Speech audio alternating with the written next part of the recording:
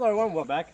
I want to wish you all a happy Independence Day, and I want to take a minute to talk about the American Revolution, which was in fact the first American Civil War. Okay, and a lot of people don't quite grasp that, but the way it kind of broke down is that you had about 30% of the colonists that supported the cause for independence, okay?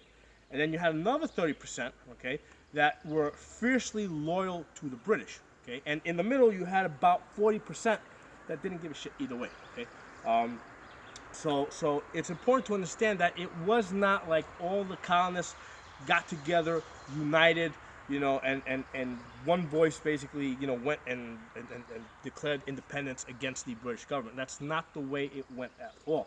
Okay, um, the colonists were fiercely divided on this issue. I mean, just to give you an example, when Boston Tea Party, right? They threw all that tea into the harbor. That was not the British government's tea. Okay, that tea belonged to colonial merchants. Okay, and you gotta believe that those guys were pretty angry because this cost them personally. These guys were basically running a business, and then here you got these rebels taking their stealing their tea and throwing it into the harbor.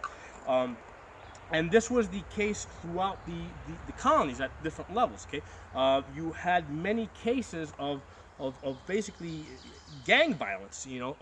That didn't necessarily stop after the British surrendered at Yorktown. In many cases, you had continued violence, especially against the loyalists. Okay, um, most of the loyalists, especially the ones in Manhattan, okay, they basically left. I mean, they were forced to abandon their property and a lot of them ended up in Nova Scotia, in Canada. Okay, so basically the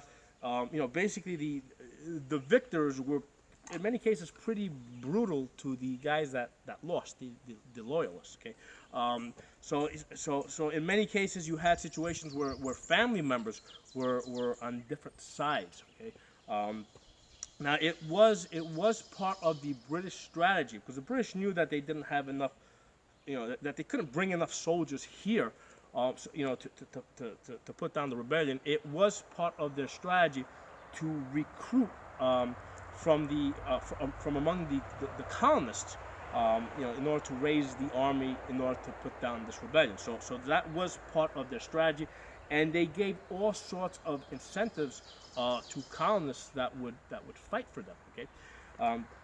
Now, and another key component to this, okay, that's going to come, that we're going to see come back later on in history, in American history, is that the British and the Indians basically had treaties. Okay, so it's something that kind of escapes the history books, but a big reason why the colonists wanted to be independent of the British government, I'm pretty sure that there's absolutely nothing that the British could have offered the colonists, um, that would have that would have brought things back to where they were before the Declaration of Independence, because the colonists absolutely wanted to expand into the West. Okay, and the British had treaties with the Indians that prevented them from doing that. Okay, so for this reason, the Indians, who were basically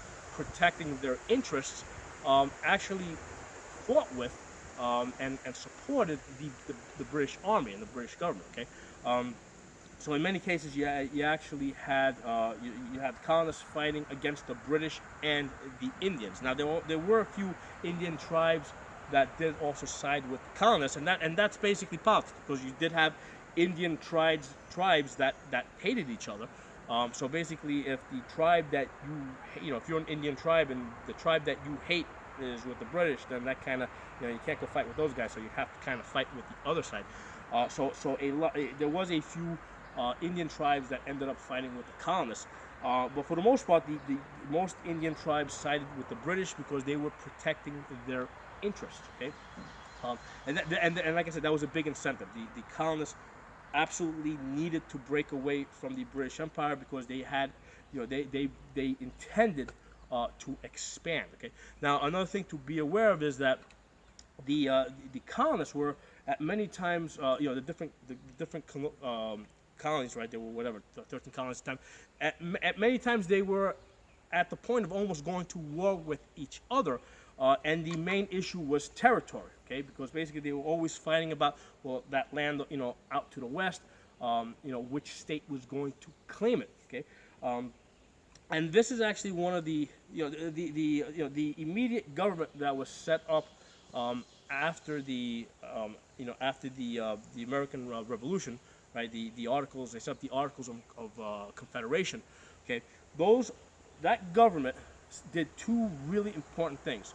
Number one, it negotiated a peace with the British, because after Cornwallis surrendered at Yorktown, it didn't mean that the British couldn't send another army over. Okay, that was just he surrendered his army. Okay, so after, but that defeat was significant, because after that the British basically didn't have any more stomach to this, and they were willing to negotiate a peace. Okay, so the articles, that government that was set up after the after the Revolution, that was the first thing that they did. They negotiated that peace with the British. The second thing that they did is they negotiated a peace between the states. Okay, because like I said, the states were at many times on the verge of going at war with each other.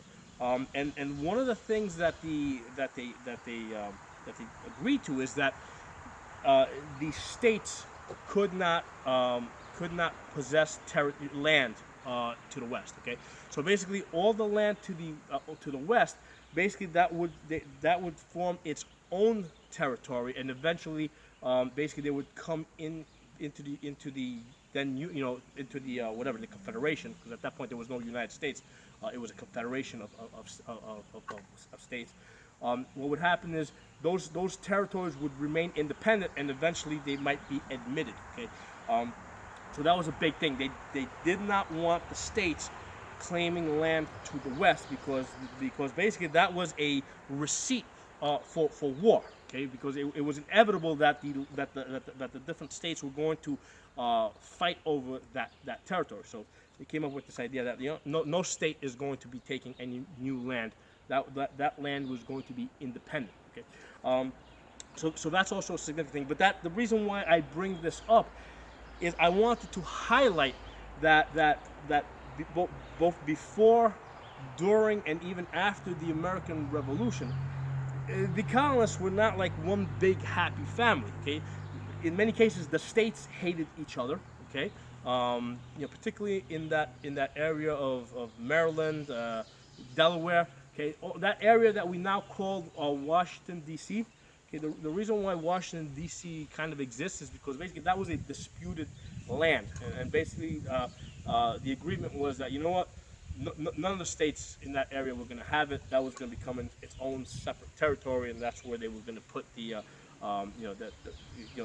federal government later on. But that was a disputed land. Okay, and the states were almost at the verge of going to war with each other over that land, as well as other territories.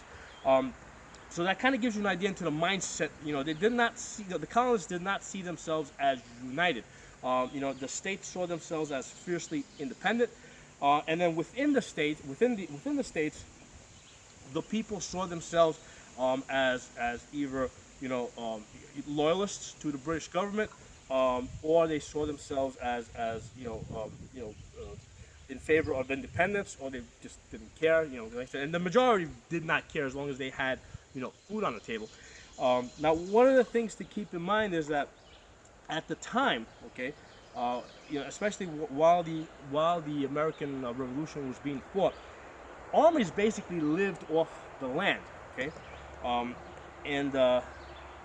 basically, if the British Army came into an area, they basically took whatever they needed from the farmers and from the people. So that's how they fed their armies. And George Washington, he tried to avoid this, but basically during that winter at Valley Forge, where his troops were basically starving, he pretty much said, I have no choice, and he basically authorized his troops to go out and forage, which basically means enter people's private property and take whatever they needed. And you know that, once you have an army going out there taking whatever you need, it's not going to be pretty, okay? There's going to be resistance. There's going to be shots fired. All that stuff has been lost to history, okay? That none of that stuff was ever put into writing. Basically, we don't know exactly how bloody that was, but you can imagine if you have people, who are basically rebels, coming to take whatever food you have available, especially during a harsh winter, and basically it is highly likely that the people would have seen them as the enemy and basically said, we need to fight them or we're going to starve ourselves. Okay, so again, going back to this idea that this was in fact a civil war, it was not a united cause for liberty. Okay, so. Just so basically, the reason I'm kind of putting this out there is that, basically, revolutions are always bloody, always ugly. Innocent people are always killed. Okay, and after the war, there's always retribution. Okay, the guys that won the American Revolution, like I said earlier, pretty much the loyalists, the ones that weren't killed, were pretty much driven out. Okay, they could not live here anymore. Houses were being burned. They were being beaten in the streets.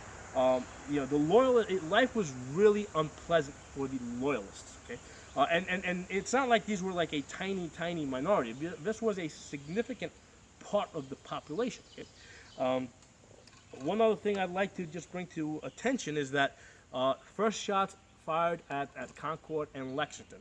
And as many of you already know, basically the British were marching there in an attempt to confiscate guns being stored, or arms as they called it, arms being stored by the colonists. Okay, so the first shots of the American Revolution was against an attempt of gun confiscation. Okay, and an interesting point that some people are not aware of is that the rifles that many of the colonists had access to were rifled. Okay, they had a rifling inside. They were still flintlocks like this one, but they had a rifling inside, which made them more accurate at a further distance.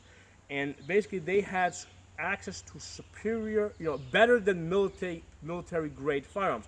The British Army at the time was using smooth bores, so the colonists had access to better guns. Okay, and you might say, basically how effective were these? Well, here's the thing: all the rifles at the time were single shots. Okay, so today the equivalent of the flintlock rifle or smoothbore is basically the AR-15. Okay, and here's the thing: if all sides have AR-15s, right, or AK-47s or similar guns, right, all sides are equal. Okay, so in the era that all sides had single-shot rifles, both sides were equal. This gun and this gun are equally lethal in their time period. Okay.